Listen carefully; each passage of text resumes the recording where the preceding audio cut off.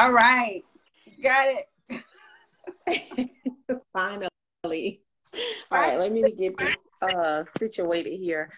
I had to come on through my phone. Sometimes laptops just don't work.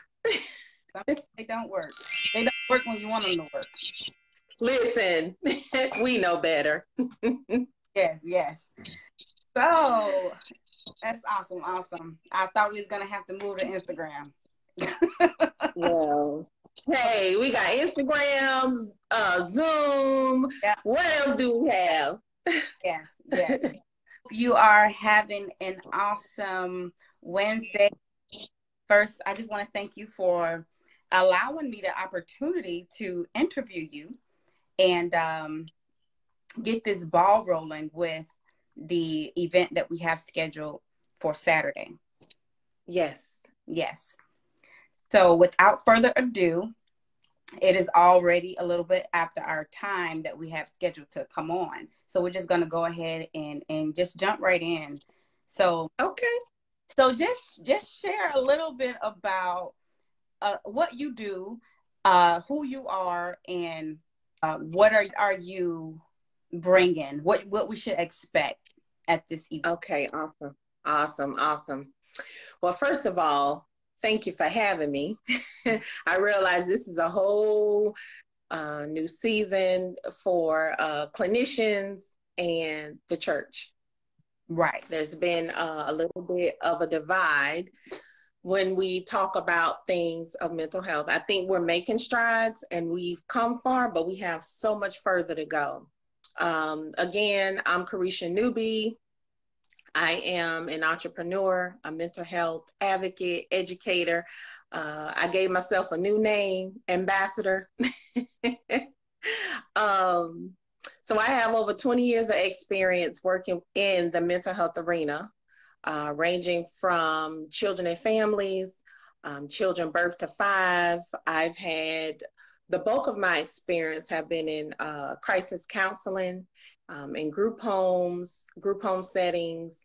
Um, and I am now recently working as a mental health consultant, full-time entrepreneur, where I provide behavioral health services for child care providers. I help child care providers understand the mental health needs of children. So that's what I'm currently doing. I am a friend, a sister, an aunt, um, among many other things. But in short, that's pretty much who I am and what I do. Awesome, awesome. Wow, that's you've been in this field for a long time. 20 years. That's Way before my time. yeah, way before your time. Way before. So what should we expect at this event on Saturday? What should we expect? Because a lot of times Um, mental health, a lot of people shy away from it, thinking that, oh, that's for crazy people. Oh, that's for people that have lost their mind. So it can be hard when you are promoting mental health and mental health awareness because of the perception that it already has. Yeah, yeah. Well, I think you've done a pretty good job at advertising. First of all, you didn't say anything about mental health, come and get your mind checked or anything like that. I think the fact that you just entitled it Matters of the Mind, Matters of the Mind was big for me. I am big on wordplay. And so even with my business, I don't necessarily go into mental health. I say wordplay meaning semantics. I say behavior health or social emotional support, things like that. And so I think Saturday when we gather, I am hoping to be able to facilitate an environment for safety, community, a place where people can just take a deep breath and breathe. Although I have a lot of clinical experience, I am evidence driven. I am not coming as someone who's going to bring a lot of statistics and data. I will have my data, I will have my research, but I primarily want to facilitate an opportunity for people to feel like they're in a safe place, an environment where they can be heard, and not just heard, but seen. So I hope that. Yeah, that's good. And I think that's one of the biggest takeaways is safety. You know, Yeah. times what causes people to not seek out help or to, just because it's the safety purposes, they Yeah. don't feel safe. They don't Yeah. have a safe place. They don't have safe ears to even vent to or to open up to. Yeah. Yeah. Yeah. So just bringing some wisdom, my own personality. I will be bringing a lot of my very own story. Mhm. My I will be talking about my own mental health challenges and how I overcame. And I'll be sharing how my book was even birthed because it came out of all of that, as well as my business. It's an extension of healing. So that's what we can expect to see Saturday. Yes. Yeah, that's and which is phenomenal, by the way. Very, very insightful. And you could really, I remember as I read your book, I can I can feel your personality. Mm, And so it was really good, really good. yeah. So Yeah. let's talk about people that who should attend this event. Is this for everyone? Is it for just certain people that have had certain experiences, trauma? Who is this for? Who should attend this event? Anyone is welcome to these to this event who know someone with mental health issues. Some people who parents, aunts, uncles, anybody who has a vested interest in the well-being of people. If you serve in any capacity where people are involved, you're welcome to attend this event. I always say that if you are in the business of people, you should at least have one class of psychology so we can at least have the basics. Especially since we're talking about, the church per se, and you're a pastor, and you guys do a phenomenal job. But I definitely think ministry leaders, pastors, preachers, teachers, anybody in any capacity in ministry should definitely attend. Speaking of that psychology, this is the reason why I chose to go back to school. And right now I'm currently enrolled in college to finish my degree in psychology is because I want to know the mind. I want to know how the mind work. How can we help other people with their mind and how to heal and you know all aspects of the mind. And so, and being in the position that I'm in, a leadership position, pastoral position, um, I know that it's something that it's important. When you're dealing with people, when you're dealing with people that come to you all the time that are hurting, that come to you that don't know that they're hurting and that they need help, mental health. Yeah. So so let's talk about what causes mental issues. Well, there is no one um, cause to mental health issues. It's a number of things. Predisposition, meaning that it's in the bloodline, that other people in your family has either been diagnosed or is currently struggling. It can come from lack of unmet needs, and we will definitely get into a lot of that on Saturday. Reasoning, because I see a lot of it in the church, in the ministry. Um, Loneliness, isolation, just regular day-to-day stresses. You ever seen somebody not be able to pay their bills and how that affects them? That is the population that I work with. I work with the impoverished, and research says it. I see it. I see the data. A lot of the families that I work with, they suffer with mental health issues, and all of them aren't necessarily mental health disorders because there's definitely a differentiation. You can distinguish it. Mm-hmm. Um, but yeah, things like that. Early childhood, I'm sorry, my screen is doing something. Early issues with childhood, trauma, substance abuse, all of that can contribute to mental health issues. Yeah. Early childhood trauma and even late adulthood trauma, you know, as adults, you can still go through trauma. You know, you can experience things that will cause you to have issues. Yeah. So what do we do if we are worried about our mental health?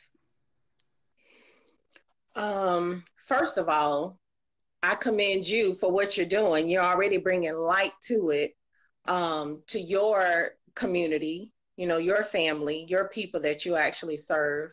You want to reach out for help. We don't want to take on the role of a psychologist and try to diagnose people. We just mainly want to be present for them. As the church, I feel like we want to maintain a position of compassion, that we are truly and actively listening to people. I've had my issues where, I mean, I can just talk about me, and it was almost frowned upon, like, pray your way out, praise your way through. And it's like, do you realize it took me hours of prayer to even get up and get here this morning? So you want to be able to talk to a trusted friend, a trusted confidant. Definitely, if you have a primary care provider, you want to talk to your primary care provider. That was one of my first instances when I knew something was wrong. My primary asked me, "Are you depressed?" I was like, "Oh no, I am not depressed. I do this, this, and that." And I was just as depressed as I wanted to be.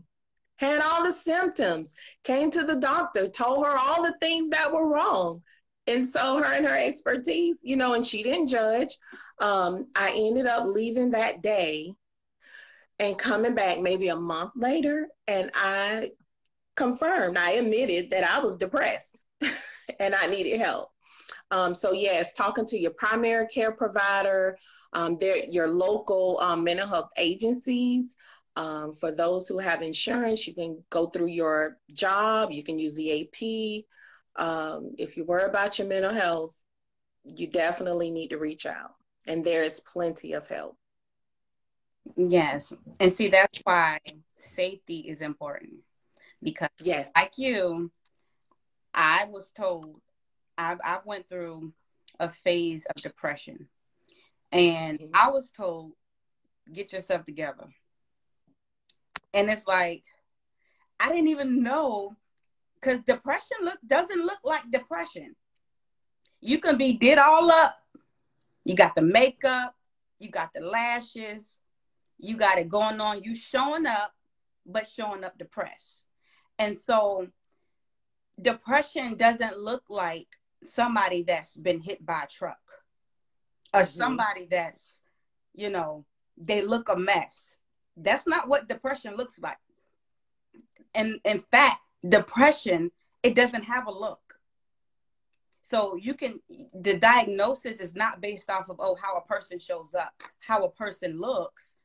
It's based off what they're going through, their symptoms, right? The fruit. And so, like I said, I was told to just get myself together. Okay. I got clothes piling up, right? I got dishes in the sink for days. And I'm just being transparent. Because that's what depression was. And I didn't know, I was not able to identify myself as depressed because I wasn't educated about depression until one day I think I saw a post and they said, was describing the symptoms. I'm like, wow, am I depressed? And so we have to be mindful when people are hurting. They may not look like they're hurting. If somebody is coming to you for help, we just can't say, oh, pray your way out of it, you know, speak in tongues, because what happens when I'm done speaking in tongues? What do I do with my mind? That's my spirit. I'm taking care of my spirit by speaking in tongues, but my soul is hurting. My soul is bleeding. What do I do about that? Is speaking in tongues going to help me cure my soul? You know, so we have to be mindful of that we are not just trying to mask things, you know, of the mind, spirit, because I believe that, you know, God, he's a God that, yes, of course, take care of our spirit, right? But when it comes down to the things of the mind, to help us rationalize, to help us to walk out, if someone is wounded, to help us walk out that healing, you know. And I'm going ahead of myself, so I'm a. Oh, you're okay. You're okay. You're good. We have to do these questions, but that's something that's really important. Safety, because we can't just push people away in the church because we can speak in tongues, right? So let's talk about how do we know if we are unwell? Well, Pastor Portia, you just went through a whole list. All of the masking. For me, I listen to a lot of what people are saying and what they're not saying. People who isolate, all of a sudden they were their friends. All of a sudden they're cutting you off. Hey, we're in the text message stages now. They go from sharing long paragraphs to I just give you a thumbs up. Although that can mean a lot of things, wow. But those are some of the signs. Wow. Hey, let's even go into social media. I clearly saw, it was a while ago, saw some changes in the person's post, with their hair, their makeup, their clothing, and I immediately knew something is going on. Now, part of that is my training.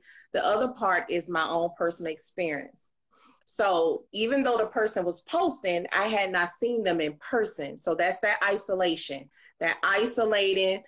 Sometimes you can't concentrate, mental fogginess, not being able to complete tasks, weight gain, all the physiological symptoms. I saw somebody post in the comments, hair falling out. All of that is a part of it. Relationship problems, clothes piling up. With working with children and families of young children, we see a lot of families with a lot of mothers with postpartum depression.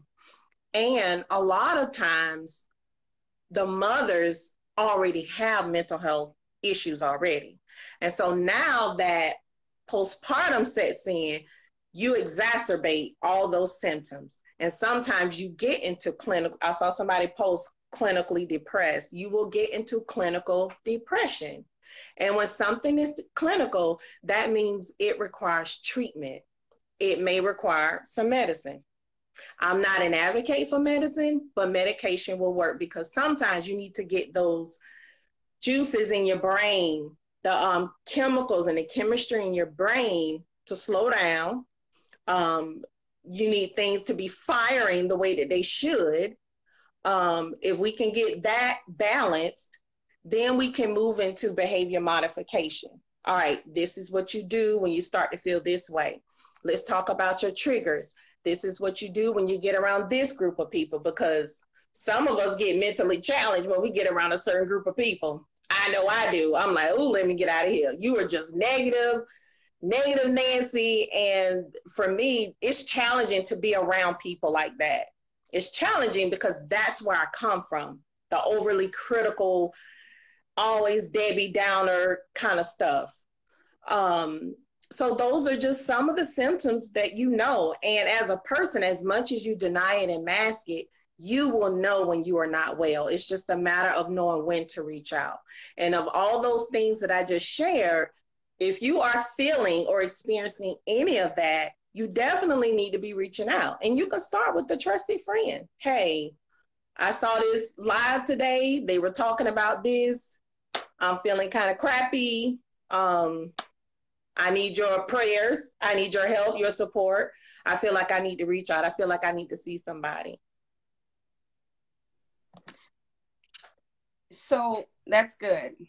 As you was talking, and you was talking about how the chemistry in the brain gets altered. It becomes unbalanced.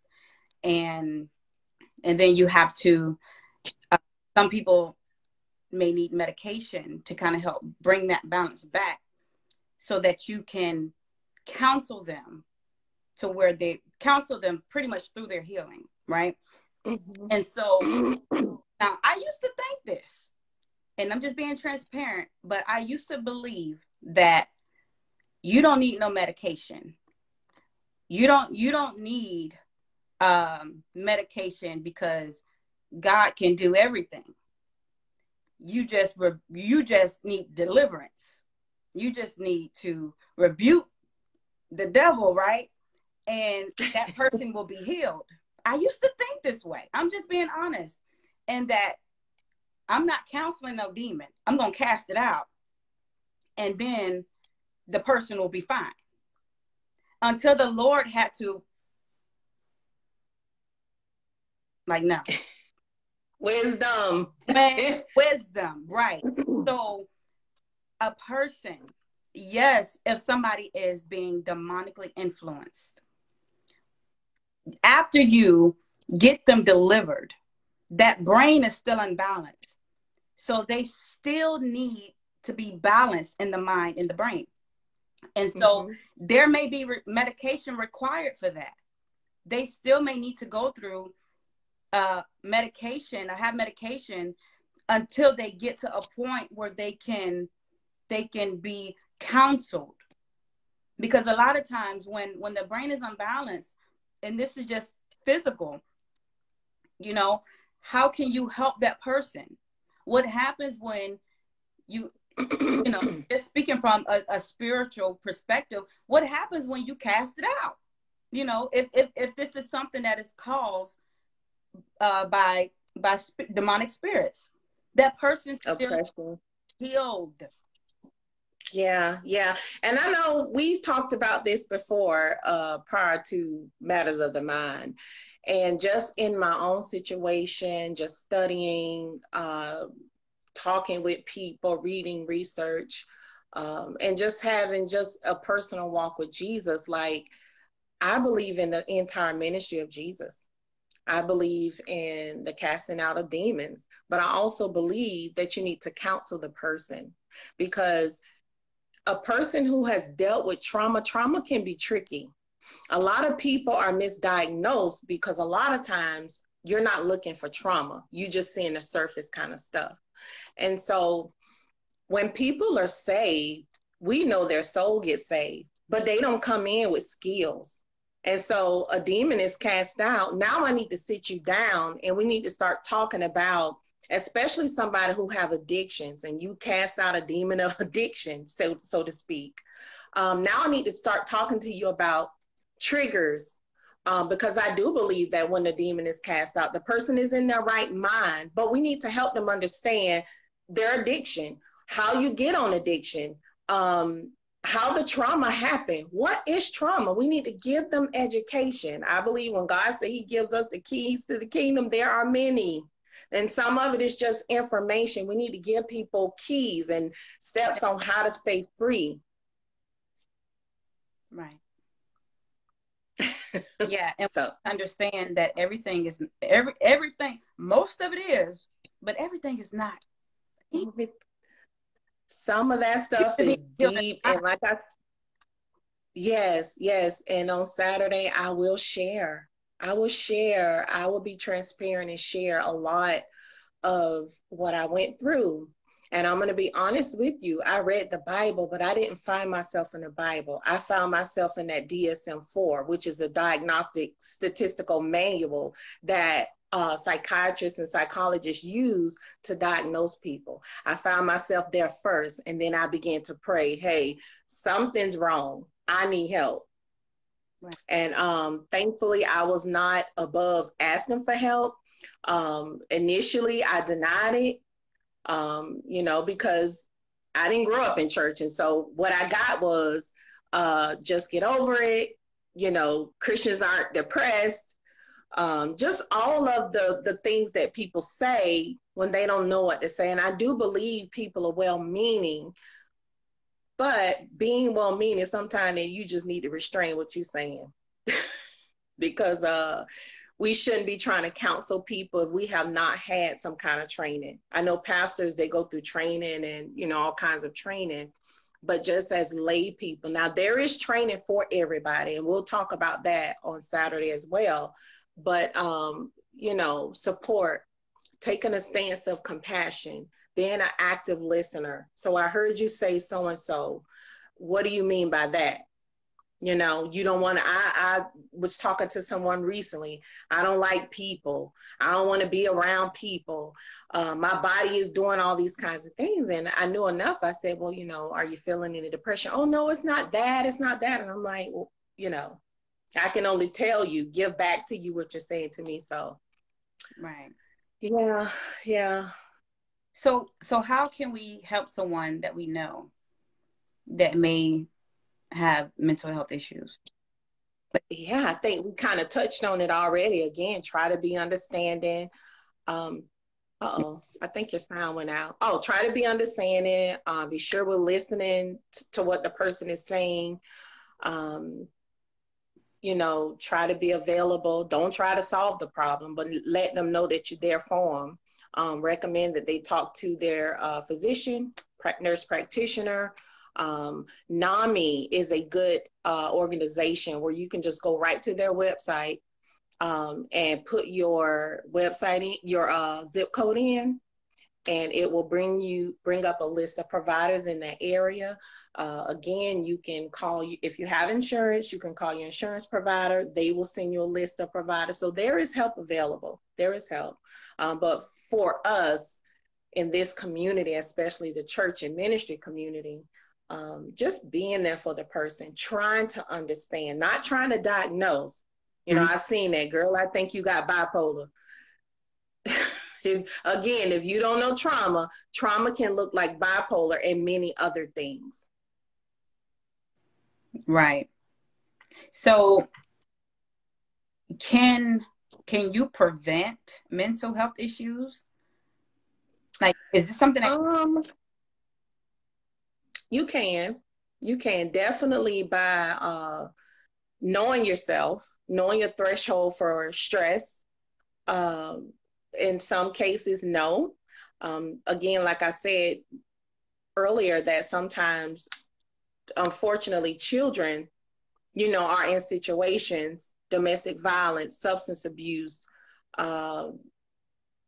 just ongoing, having to move. I'm thinking about my own situation. We were very unstable, you know, throughout my life. We moved a lot. We went to a lot of schools.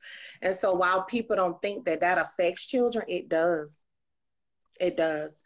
And so, yes, I think mental health can be prevented in some cases, and in some cases, it just can't.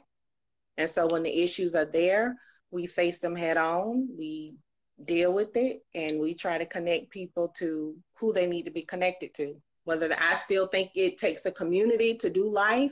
I think we need the church, we need the doctors, we need the scientists, we need all hands on deck. We need everybody as a part. Yes. So yes, it can be prevented in some cases, and in some cases it cannot.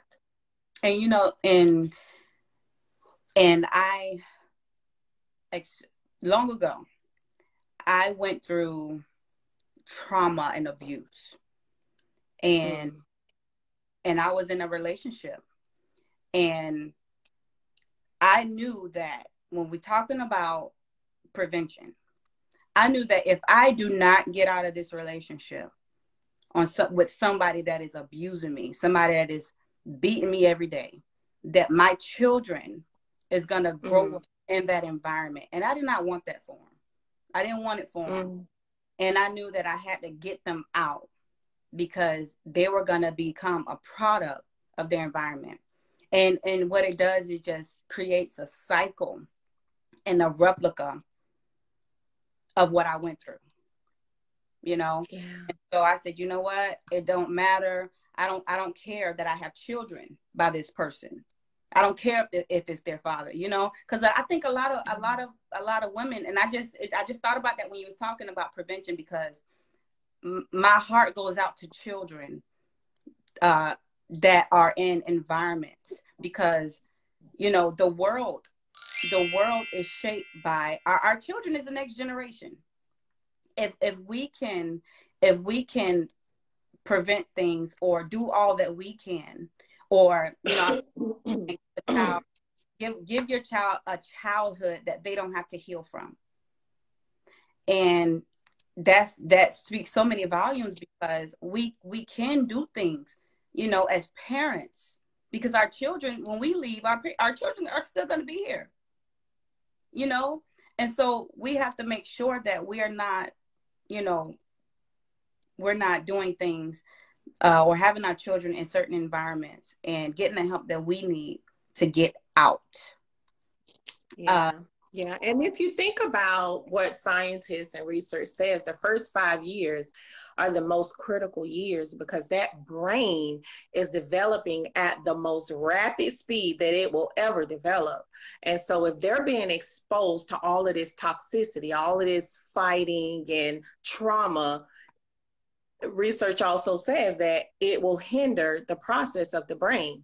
Now we're talking about hindering. These little brains aren't even in nowhere in, you know, developed to even handle this kind of stress. Yeah. And we'll talk a little bit about that Saturday too. Okay. So so we talked about prevention. Yeah. Let's talk about cures. Are there cures? I know we talked There about are. Go ahead. Go ahead. You were saying something. I want to make sure you got your question out right. About medicating and medication, Mm-hmm. but are there cures? Personally, yes. There is a lot of controversy around it, because a lot of people say things like, oh, once an addict is always an addict. I don't believe that. I've seen addicts in my family get clean and they are doing, you know, well off, trying to think. But we know prevention is worth more than any ounce of cure any day. You want to make sure that you're doing the right things. Again, we talked about being connected, you know, to community, making sure that you're talking to your doctors about what's going on with you. I'm sorry, I got distracted by Pastor Chad's comment. He said, good to know 0 to 5 years of age. Yeah. You want to get connected to the right people, might be medical doctors, experts. You got a lot of people now doing holistic care. I was watching some documentaries about, you know, just people who have done all plant-based diet, and it has changed their mood. And it has changed just the bout or weight of depression that they've been under. And when you're working with doctors and other experts, you know, a lot of times they'll draw up a treatment plan. And in that treatment plan, it may say, you want to get some exercise. You want to take your meds. You want to get some exercise. And a treatment plan is measured. Like every 6 months, they'll be checking in with you, which is all they call med management. Treatment plans don't also just include medication. It will include therapy. And it may include different kinds of therapy. So yes, do I believe there's a cure? Yes. But again, there's a lot of controversy around that. There's controversy around everything. Right. But from where I stand in my faith and the science and all the things that I've read and have seen and witnessed, yes, there's a cure. Yes, absolutely. I believe that there is hope. That's our hope.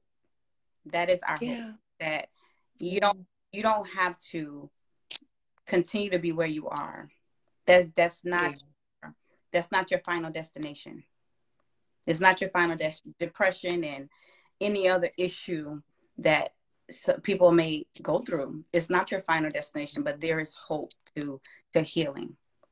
Mm-hmm. So let's talk about how we, as pastors, as leaders, the church, how can we co-labor with mental health professionals? I believe in the equipping of the saints. So part of that is all in the equipping. I believe that God has ordained counselors, psychologists, therapists, and have equipped them. I know sometimes we are concerned about them being Holy Ghost filled, so to speak, but there are some of us out there And that's Holy Ghost filled. Well, we believe in marrying the science with the spiritual. Right. Because I do believe that that's what we need. So you have the scientist that says, oh, church, no, God, whatever. What does God have to do with it? And then you have the church that say, cast out the devil. We need to marry them, and we need to do both. And I believe that that is what Jesus would have us to do in this hour. Because if you haven't noticed, we're still in a pandemic. And I know there are people who were in therapy who need more treatment or more support.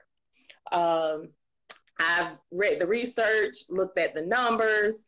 Anxiety is through the roof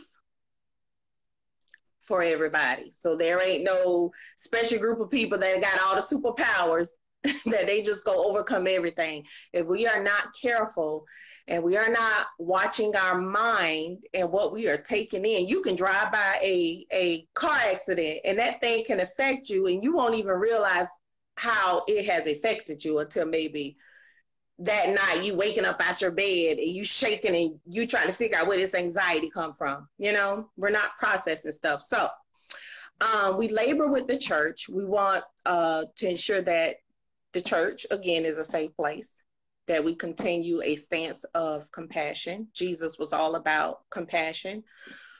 Churches can partner with local agencies, some nonprofits, some for-profit. You want to get your people in ministry who are hands-on with people, altar workers. You want to get them trained to know what to look for. Be sure that we're not, again, fostering that compassion, being sure that we're not saying things like, just get over it. Just pray your way out. Girl, just get over it. You don't have the right to be. You have the right to be everything that you went through. You also have the right to be healed. And we have to also make that available and not just our judgments. And for me, the biggest thing is being able to actively listen to what people who are suffering says, you know, paying attention to people. Ushers being also on the intercessory team, because we're ushering people in and, you know, we want them to be aware. Mm-hmm. I don't have all the spiritual vernacular, but you know what I'm talking about. Right. I just think that, you know, if you are actively in ministry or if you are in the people business in any capacity, that you should be trained. I think everybody should at least have one psychology course, whether that's in banking, finance, because we're not just dealing with mental health disorders. We're also dealing with mindsets. We're dealing with mindsets also. So yeah, I think churches need to partner with, because there are faith-based agencies who offer mental health support to people in the community. Yes. So. Right. And, you know, when people say, oh, it's not that bad, or they downplay somebody else's trauma, or they downplay what they're going through. Like, you want to stay away from people like that, you know, that will downplay what you are suffering with. Oh, it's not that bad. Because they're not understanding what it is that you are going through. And your trauma is just as valid. How you feel is just as valid as somebody else's, or you know, like, it's not as severe. You know, a lot of people will say, oh, well, it's what you went through is not as severe as what such and such went through. You can get over it, you know, but that doesn't take away the what you went through. You know, that doesn't diffuse your situation. So let's talk about the years of what you went through. How do I just get over it in one day? You know what I'm saying? I think I remember when I was praying about healing, there's this scripture I found where it said, I think it's in Psalms, where he says, I heal the brokenhearted and I bind up their wounds. And that's when I kind of got this revelation that sometimes healing will take longer than we anticipate. Yes. that it may not just be an overnight thing for one person, you know what I'm saying, as it was somebody else. So we can't compare situations, and we can't just tell people to get over it. You know, when I think of that scripture, I always see Lioness of Charlie Brown when Lucy would snatch that blanket away and he would spaz out like, Lucy, I'm going to knock you out, blah, blah, blah. That's just kind of how I see healing. Like if we just snatch off people's band-aids, you better be prepared to deal with what's going to come out. Yes. Yes. So we just got to be gentle and be mindful. I think God will have us to be mindful and to be gentle, because we know the mind comprises of the heart, the will, the emotions, all the things that make the person, you know, and sometimes because of trauma, the personality has been broken. Their trust has been broken. There's a lot of issues there. That's why trauma is so tricky, you know? So. Yeah, when you was talking about, you believe, talking about Jesus ministry, I just thought about how, you know, when Jesus will heal or deliver someone, he will say, give them some water, give them some food, you know. And that just like, okay, why didn't he just, if he healed them, then they was all right, right? Then why did he go a step further and say, give them some food, give them some water? You're taking care of the body. You're taking care of their soul. So it's so much more. It's so much more. Yeah. Someone had a very important statement. I think it's Alicia. She says, yes, Portia, I never believed in postpartum depression until it happened to me. Yeah. Absolutely. And I think when it happens to us personally, that's when we're most, you know, sensitive, you know? Yeah. So. Absolutely. Yeah. After having 6 kids, I went through postpartum depression. So I know exactly what that's about. Yeah. And think about it. Oh, now you've just done 9 months, and you know in those 9 months, all your hormones, that's chemical stuff. Right. And I have nothing to do with you having a demon. Your body, and from what I understand, I've never birthed a child, but I hear people say like you need at least a year to recover from having a baby. Yeah. You know? So think about that. All your chemicals, all your hormones, everything is out of whack. God forbid you lose your job at the same time. Oh, you're going to really deal with some stuff. You know what I'm saying? So I just think, you know, we just got to start being a little mindful and a little bit more sensitive, and just take a step back. I know recently, and I'll share this and I know we got to go, but this has been my motivation the last month or so. I was talking to a parent and she was just frazzled and she was just in distress, and there was so much going on in the home, and she made this comment that immediately I went to judgment, but I didn't say anything, but I had to catch myself. She was like, oh, you know, this is ruining my marriage and all this stuff. And I really wanted to say, what do you mean? This is a 4-year-old. But I had to catch myself, that judgment, because really what she was communicating was, I'm in distress. My family is in distress and we need help. Yeah. So just being a little bit more sensitive, a little bit more gentle as much as we can. We got the comfort of the Holy Spirit, and he'll help us. So. Or some people don't. Hey. That's another. Yes. But you know what though? Episode. Most people, they don't know that they're bleeding until they see blood. They don't know that there's something going on internally until they see the blood. So the wound, it can be severe or infected to where the pain becomes numb. And it would take other people to show that you're bleeding. Like look down. You know, look down. And so, and I know my baby girl, the moment she hear, if she think you finna say bleed, and she's only 2, she goes off. Oh wow. Yeah, the sight of blood, and to her to think that she's bleeding, it really does something to her. But Wow. and so that reminded me when I'm talking about this. But so our bodies is designed to protect itself. So when we have a wound, when we have pain, if that wound is so deep and if it's infected, like it will become numb because the body is designed to protect itself, right? So like when trauma happens, the body will produce adrenaline to rush to that area for protection, for safety. Mm-hmm. Mm-hmm. And so the pain is what prompts us to go to the doctor, right? You're not going to the doctor unless you have pain, unless you're going for a checkup.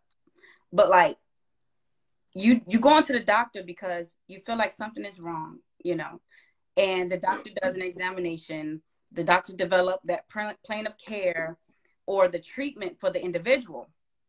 And then the doctor will instruct them like, hey, take this twice a day for 2 weeks, or take this and once a day, or whatever it is. But they develop a treatment plan.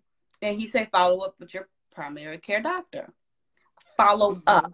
Healing takes time. It's going to take time. It takes time. The deeper and the bigger the wound, the longer it may take to heal. Yeah. For example, Yeah. a gunshot wound is different than healing from a knife wound, right? Or healing from a scratch. It's different. You're not going to Yeah. heal the same way. And then watch this, is your body type. Your body type.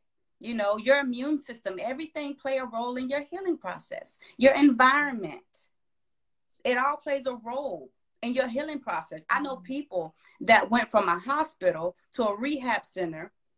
When they got to the rehab center, they started to deteriorate because of their environment, because of Yeah. it's a different environment. When they put them back in the hospital, they begin to start healing again. But soon as your environment becomes changed, or something happens, it can intervene with your healing process. As you was talking about, when you are around certain people and you have those wounds that got band-aids, you will Mm-hmm. have an Oscar moment. Mm-hmm. So we got to really be mindful of these things. Um, and I say all the time, we heal from the inside out. We cannot give ourselves open heart surgery. It's impossible. I don't know nobody that have given themselves open heart surgery. You need a surgeon, and not just any surgeon, but you need a heart surgeon, right? You can't just have Mm-hmm. somebody that is skilled in medical, or a foot doctor, because I won't want no foot doctor working on my heart. I want a heart surgeon that specializes in the heart, not the foot. And so that just bring me to believe to that just bring me, because it there's people I've Yeah. seen where people have been sucked into the mindset of believing that they just need a coach, and that not just anybody, people that are bleeding, that they just need a coach to coach them through and help fix deep rooted issues. Yes, coaches, I believe in coaches. I'm all for coaches. I'm a coach. I have a coach. I believe in coaches. Coaches will help and push you through different aspects and areas of your life. But some people need therapists. They need counselors, right? They A good and coach will push you to therapy. that's it. FYI. Yeah. Just FYI. Yes. In conjunction with the coach. So you have a mental health counselor and a therapist in conjunction with the coach. So sis didn't need a coach. She needed a therapist, right? So we have to understand that the issues where we're called to as coaches and as therapists. We got to understand that we're not just playing with people's lives and saying, oh, because you're a coach, or oh, because you does coaching, You can just, Or you oh, you had a webinar. yes, right, You had a webinar. It takes training to deal yes, with deep-seated stuff right, when it comes to people. You just can't get that. You need supervised training. yes. We gotta Just FYI. right. We gotta be able to recognize this. If Yes. someone come across your path that you can't help, we have to be able to push them to somebody else that can. Yes. No, we got to be in full operation of our own lane. Full operation of our own lane, because you would just be pampering symptoms and not helping to cure the problem that they may have. And so I know it's certain people that I can't work with, certain people that I won't work with. Hey, Carisha. Yes, yes. I Hey, that's know what all this week I've been thinking. all the All this thinking I've been time. talking about stay in your lane and We get got your assignment in alignment. That's been the message for me. And that's exactly what you're talking about. Like, we've got to stay in our lane when it comes to this. There are going to be some things I'm going to pick up the phone and say, hey, Pastor Portia, I met somebody down there where y'all at. They're calling for coaching. I absolutely cannot help them, but I can point them to the right person. right. You are absolutely right. So even going back to what your original question is, how we co-labor, that's a perfect example. Perfect example. We need the whole body. The whole body. We need the whole body because everybody is on different levels spiritually, physically, emotionally, mentally. Every wound requires something different. And even when you're talking about surgery, because I was like, oh, that's good. Surgeons don't have everybody in the room either. They don't. So when you're going through your healing process, you cannot have everybody in the room. No, you can't. You can't, girl. This is so good. So listen, you doing a training Saturday on me, or we gonna co-labor? We gonna co-labor. This is good. Yeah, this is good. So I tell people that we may not be responsible for the wounds that we have, right? You may not be responsible for your wounds, but you are responsible for your healing. You're responsible to drive yourself to the doctor. You're responsible. That's your only responsibility, is to get help, to take yourself to the doctor, to seek out the help that you need. Yes, absolutely. Beautiful. Beautifully said. Yes. Yes, Wilmise, that's one of our friends on the live. All the body need to get together. You are Yeah, absolutely right. that's All hands on deck. all hands on deck, because we're a team. We are a team. Yes. We are. Yes. High five. Tag team. We need the psychiatrists. We need the psychologists. We need the counselors. We need everybody in this. The pastors, the evangelists. We need the healing ministry, the deliverance ministry. We need all of it. Absolutely. So we can thrive and be alive and be well and get our assignment in alignment. Yeah. Yeah. So this has been great. I will have my assistant to put the link in the comments. If you have not registered for this event, I encourage you to come out. It's free of charge. It's going to be food. It's going to be just a great space and day of healing, and just giving you some keys and some nuggets that you will be able to walk away. And, I honestly believe that it's going to be life-changing. I really do, because we're talking about healing. We're talking about dealing with things that you may not have dealt with, that you may not know is there, and the best healing is when it's healing ourselves. That's the best. That's knowing that you are worried, or you are concerned of your mind, of your soul, your spirit. You are getting whole. That's all about being whole. Yeah. And being in a community of people. We need people to heal, just FYI. Yes. We need to be in a community of people who's gonna help us to feel safe, and let us know it's okay to not be okay all the time.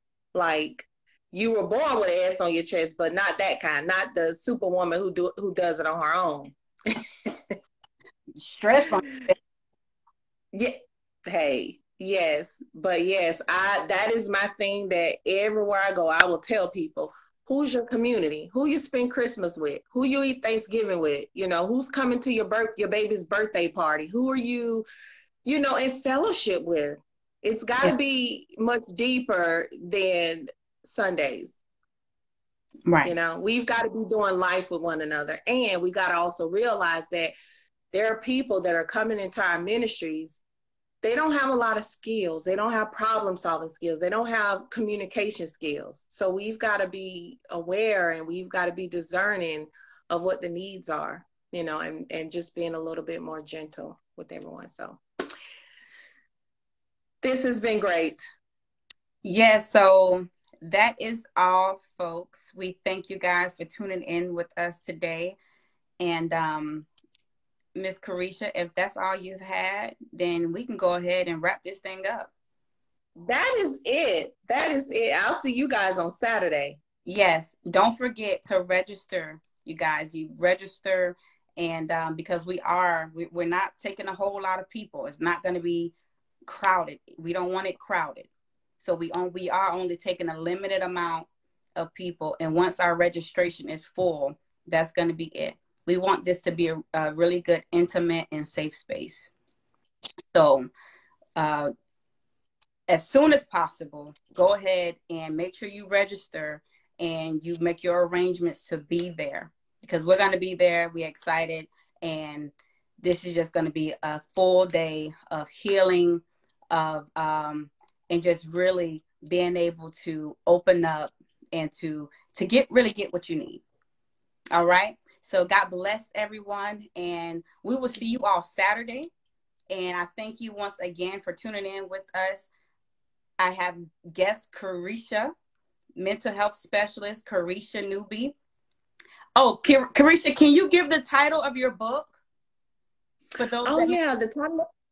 Yeah, the title of my book is The Call: Conversations and Encounters. It can be found on Amazon, and I also have a couple with me on Saturday.